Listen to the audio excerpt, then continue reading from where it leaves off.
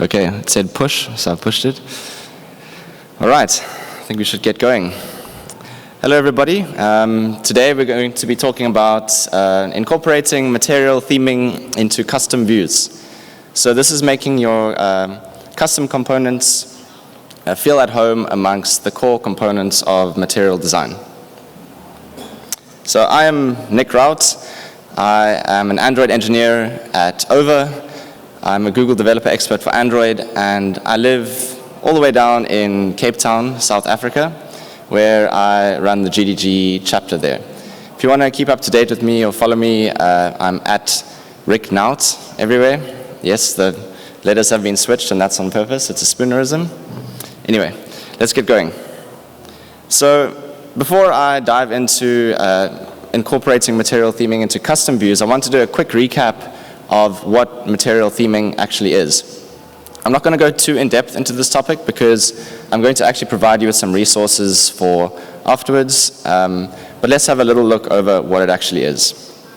So it was initially thought of as material design 2.0, but in fact, I like to see it as a lot more than that.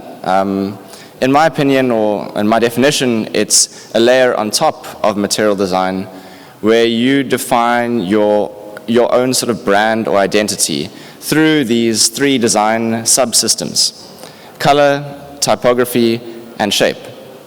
And in doing so, you keep all of the great things about material design and all of those core principles, but your app stands out and you get to better represent your brand and your product. So for Android, what this meant was during the Android X migration was to migrate from the design support library to the material components for Android library. And this brought with it a whole bunch of themes and styles, core widgets, and utility classes that you could use to practically implement material theming in your Android app.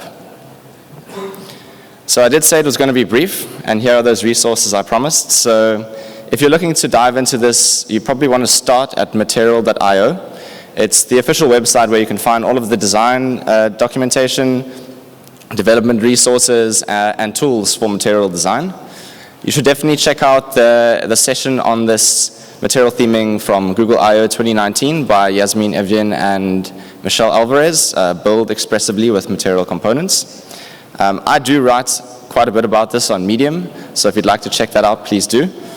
And then lastly, because we're developers, I guess, the source code for MDC-Android is available on GitHub, and it's definitely worth checking out. Right, so moving on to the main topic. I'm going to start off by introducing one of my favorite things. It's a playground screen. And here what we have is just a plain screen that includes a bunch of the core MDC-Android components that come with the library. And what we have here is a screen that uses the baseline theme. So what this means in terms of Android is that if you were to make a new Android app, set your app theme to one of the material components themes, and not change a single attribute and include a bunch of widgets in the screen, this is how they would look. The next thing I want to introduce, seeing as this is about custom views, is a custom view that I made. It's called Color Picker View. The name suggests what it does. It allows the user to pick a color. And really, it's not too complicated. It's basically a compound view, so it's inflated from an XML layout. And it includes a bunch of sub-components here. The enclosing background drawable, which is like the surface that's elevated, a couple of text views for the title and subtitle, a button, an OK button that allows the user to confirm picking a color, and in the middle, a recycler view-backed grid of colors that the user can select from. When we place our color picker view next to the stock components in our playground screen, it feels pretty good. It feels at home. It fits in with the theme. It fits in amongst the other components, and generally speaking, they all play well together in terms of this baseline theme. But in pretty much all scenarios, and for most apps, you're not going to be using the baseline theme.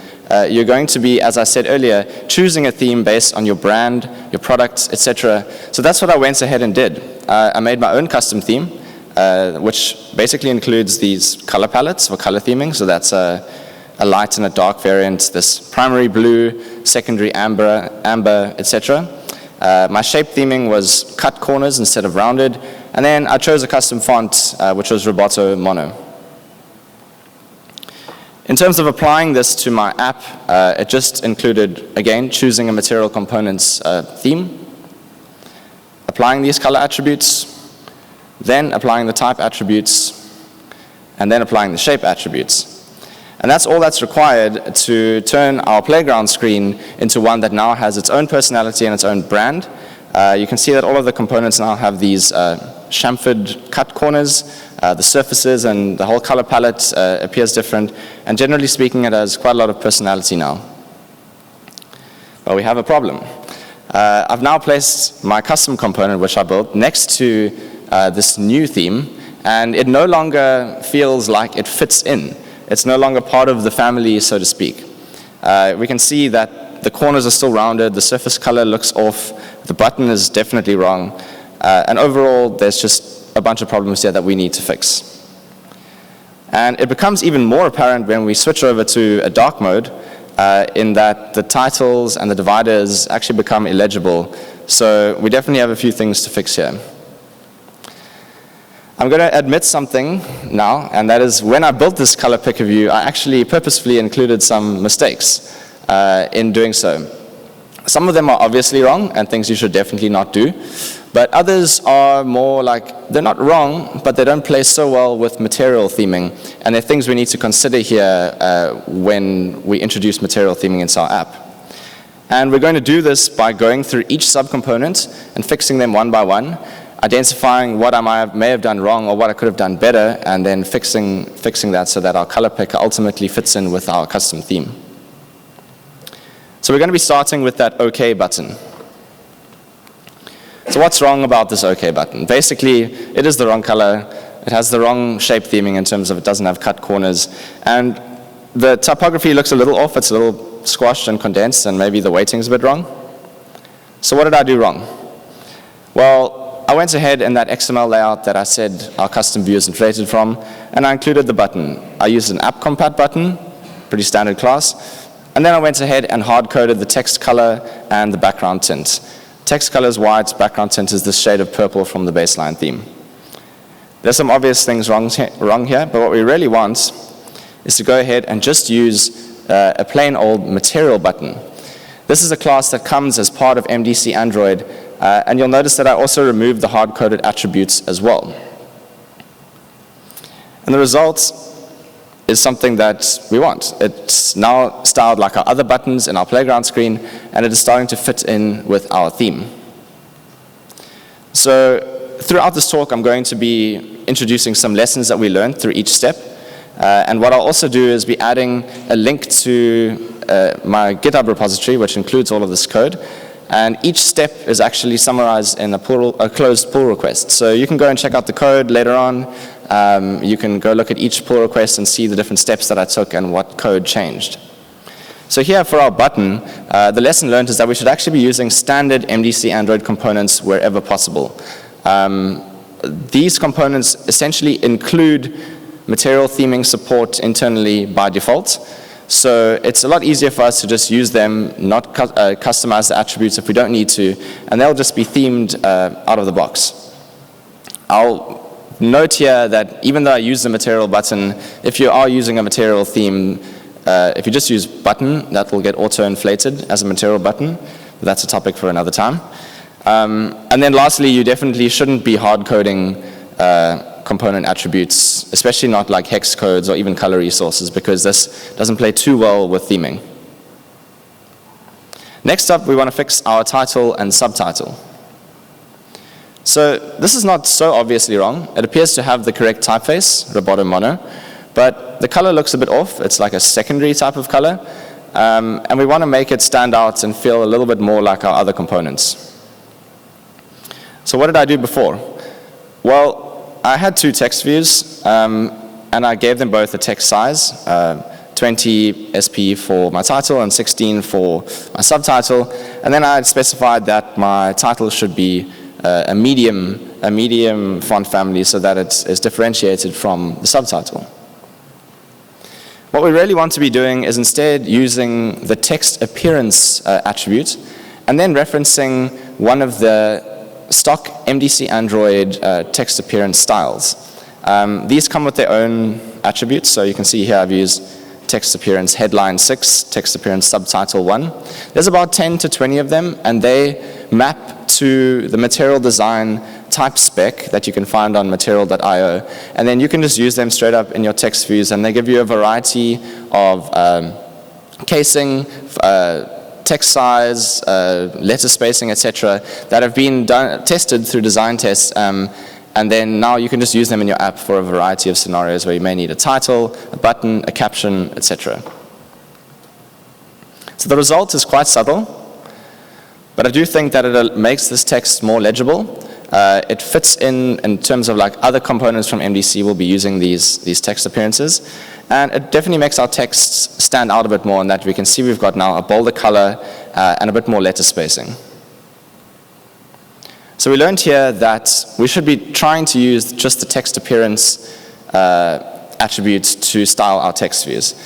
And in doing so, we can use these MDC-Android stock styles that come as part of the library. You don't need to implement them yourself. And these map to the recommended material design type specifications. You can go ahead and customize them yourself, but it really is easy to use out of the box, and make sure that all of your text views are styled in a way that is legible and feels consistent. The big thing to fix now is our background. It's probably the most obviously wrong thing about our color picker, especially when you have a look at it in a dark theme. So it is the wrong color. Our surfaces now should be this shade of blue. It has rounded corners instead of cut corners, and this needs to be fixed. So what did I do before? It's not wrong. I mean, we've probably all done this before. But I essentially used an XML shape drawable of a rectangle family. I did hard code the color of this drawable to be white, which is wrong. But I did give it a corner radius of 4dip. And then inside my Kotlin class, my color picker view, you can see that I've just set it as the background resource of this view. Again, not wrong, but it's definitely not going to allow us to handle shape theming. So I'm going to take you through some steps that will prepare us for shape theming and introduce some new classes along the way. So the first thing that I want to do, and it's a good thing to do in practice when building custom views, but it's to create something called a stylable.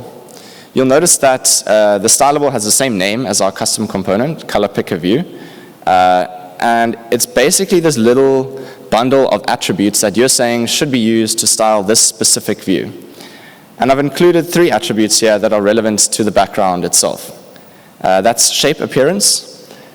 That's basically the family of corners and the size of corners that our shape is going to use. The background tint, so the color of the background itself. And then the elevation, which you may have noticed we included in our view. It's elevated above the surface and has a shadow. The other thing I've added here that's interesting is that I've added a color picker style new attribute as a reference. So what this will be used for is to create an implementation of this stylable, a default implementation that you can then put into your app's theme and can be used when parsing these attributes. So this default implementation looks like this. I've now made an app color picker, and then I've specified these attributes to be specific things now. My shape appearance is the large component of the large component variation. Our background tint is our surface color. And then we've set an elevation of 4 dp. And then in our app's theme, we actually reference this with our color picker style custom attribute that we made. So then what we need to go and do is pass all of these background attributes inside our color picker view class. And what I'm doing first up is introducing a new class, which we haven't spoken about before. And this will be used to basically model our background. This is MaterialShapeDrawable. This ships as part of MDC-Android, and it's a class that is essentially a background drawable like any other, but it does do one thing special in that it can handle shape theming. So we instantiate one of these MaterialShapeDrawables using those attributes we defined earlier. So our color picker style and our app color picker default implementation. So we've constructed this MaterialShapeDrawable, and now we can use it as the background for our view. But before doing so, we want to pass the rest of the background related attributes. So this will be our tint and our elevation. We use this Android X with styled attributes convenience extension function. We go ahead and grab our background tint and our elevation, the background tint being a color state list and the elevation being a dimension. We then set our MaterialShapeDrawable as the background of our view, apply our tint, apply our elevation, and the results, well, it's pretty cool. You can see now that our color picker has a background that uses the surface color like other components in our playground screen. The corners are cut, and it's maintained the elevation we had before. And it's really starting to feel like this component is fitting in with our custom theme. So we learned here that it's a good idea to create a stylable. This is basically a good custom view practice, really, and some default styles for any custom view that you make. And where you can, and I didn't mention this before, but the names of attributes that you include in your stylable, it's best to try and use existing attribute names that come from MDC-Android. So I use shape appearance, background tint, Android elevation. These things are what users come to expect when they're like doing autocomplete. They're trying to override the default values of these. And you'll notice that if you go and dig into the source code or use MDC-Android, that other components actually use these attributes names, shape appearance, background tint. So it's good to be consistent in this regard and not use something like, I don't know, shape, look, and feel, which would technically compile and work, but users probably wouldn't be able to find. And then if you are looking to do shape theming, which is a core part of material theming, you kind of always have to use MaterialShapeDrawable for this. It's at least the only sane way to do this in order to achieve shape theming in your custom components. So we previously fixed our title and subtitle, but now that we've given a proper color to or a variable color to our background, we need to consider that the text which is displayed over it, our title and subtitle, is the correct color. So it's not, like at this moment in time, it's not obviously wrong, but we need to consider that our background color is now color surface. It's a light shade of blue, and the current text color is working fine. But let's say we change this to like a dark purple or a red. In this case, we need to know that our text color is going to adapt and use the right on color, the color on surface that will ensure that it is legible against the surface. So what I'm doing here is I'm actually reusing the stylable I made before. So this is where the power of stylables come into play. Now we can just add new attributes as we add functionality to our custom views. And these two new attributes are title text color and subtitle text color. Pretty self-explanatory.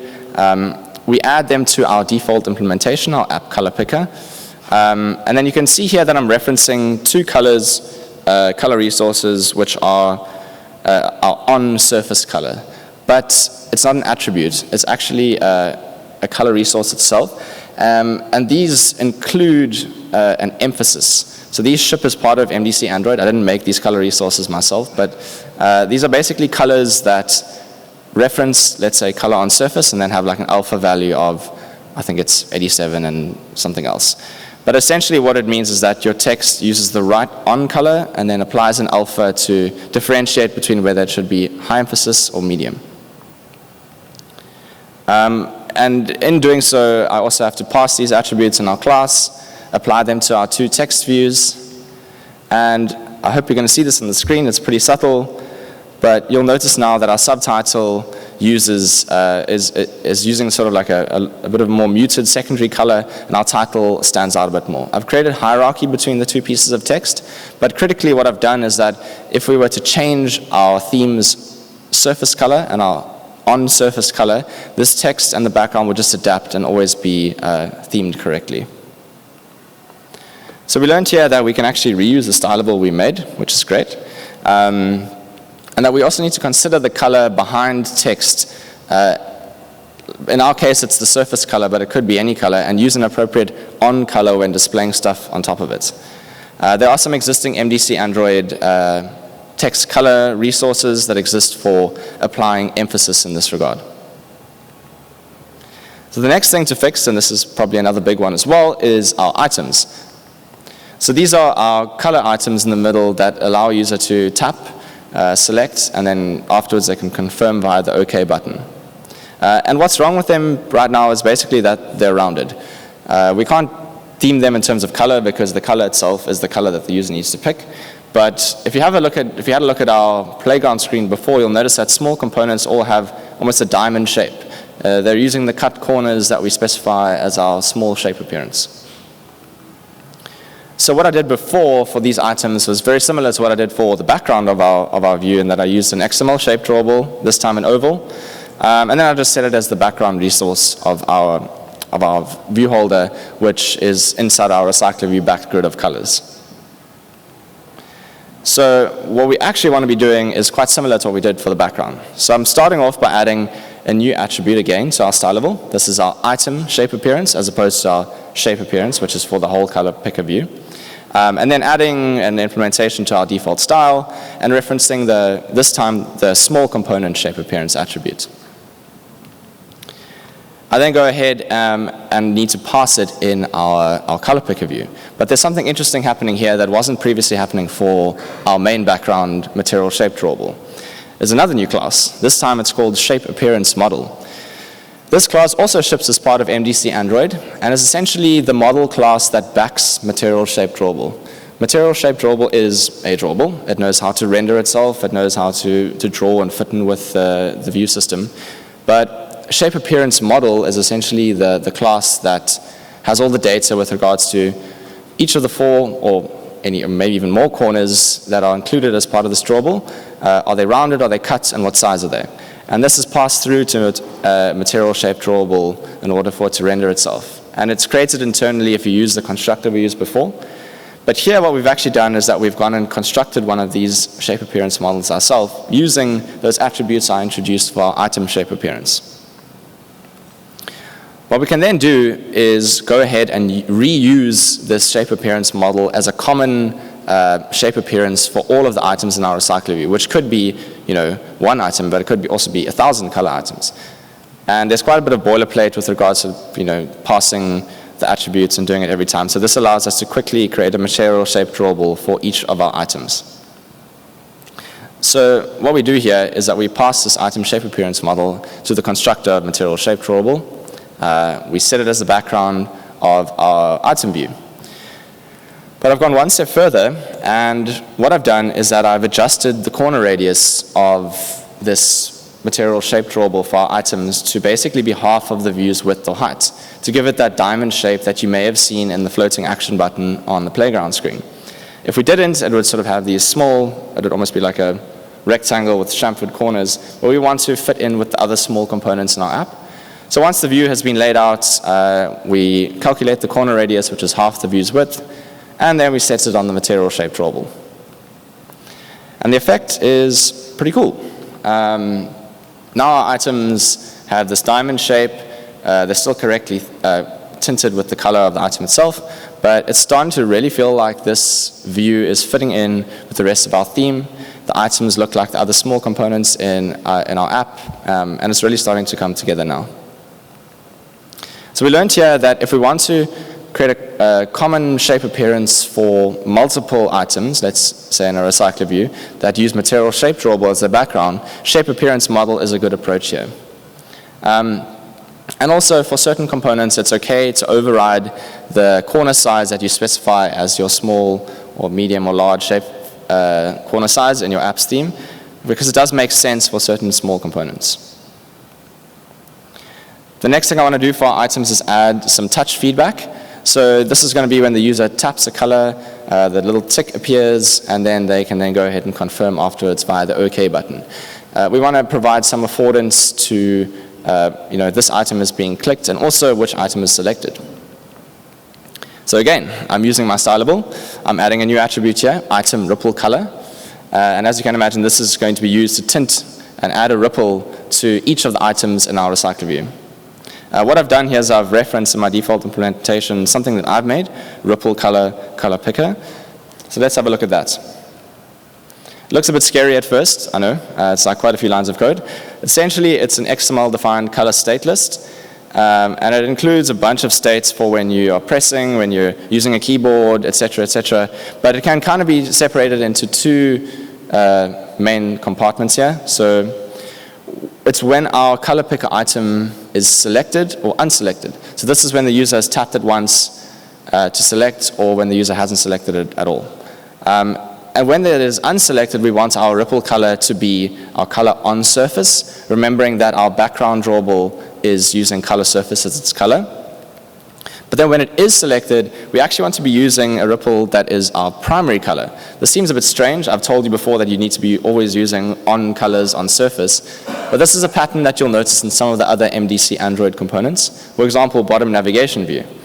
In your bottom navigation view, if you select an item, and then you'll notice that the ripple is like this gray color, if that's your on-surface color. But then once you've selected it and tap it again, you'll notice it's maybe a blue or a yellow or whatever your primary color is. And this is to give a slight bit of affordance as to the currently selected item, and does have a nice visual effect as well.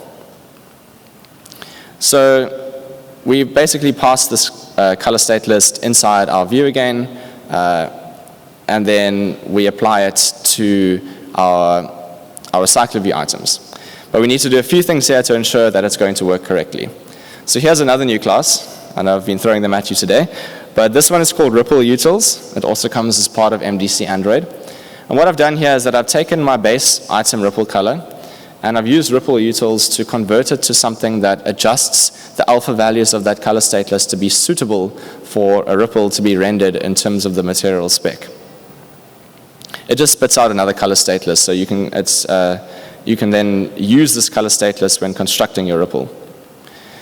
So we do so by using RippleDrawable. We also create a mask drawable to ensure that our ripple is doesn't draw outside its bounds. So we construct this RippleDrawable using our ripple color and our mask, and then we set it as the background of our item view. Pretty simple. What we lastly need to do is use this isSelected function here and tell our item whether to use the ripple that is our primary color or our on-surface color, depending on whether our color item is being tapped and selected by the user. And the effect is somewhat like this. If the user taps an item that's not selected, it's this sort of gray color, but if it is, it's a blue ripple.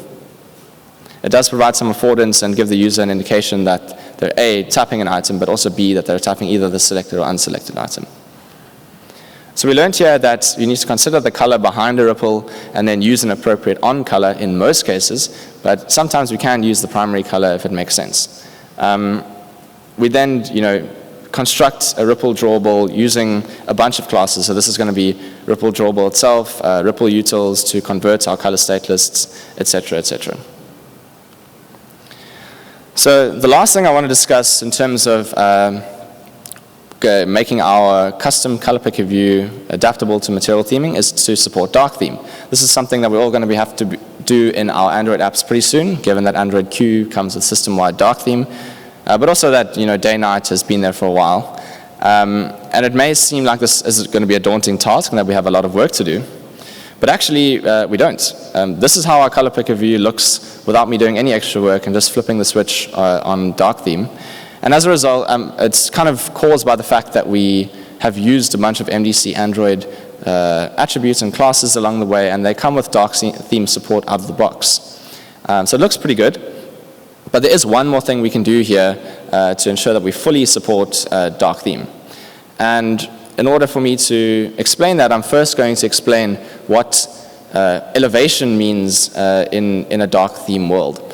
So elevation is the concept that your view can be in the material design world, that it can be elevated above others.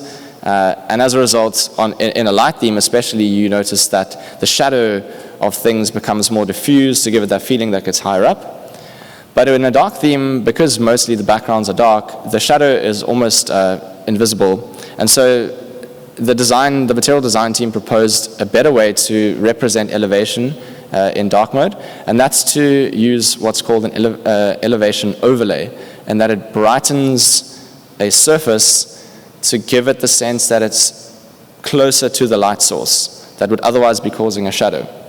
So again, this sounds like it's going to be a lot of work, but it actually isn't. Thankfully, MaterialShapeDrawable includes elevation overlay support out of the box currently with the latest release. and we have to do a small bit of code here to ensure that it works correctly. So knowing that we have a MaterialShapeDrawable as the background drawable for our color picker view, in our initializer we just have to initialize elevation overlay. And then what we also have to do is override the set elevation function of our view so that we can pass through this elevation to MaterialShapeDrawable so it knows how much to brighten a surface by when we're in dark theme. And the result here is also quite subtle. I'm doubtful as to whether this can actually be visible on the screen. But if we have a look here for different elevations for our color picker view, you'll notice that the surface gets gradually brighter as you increase this elevation, which gives the sense that it is more raised off the background.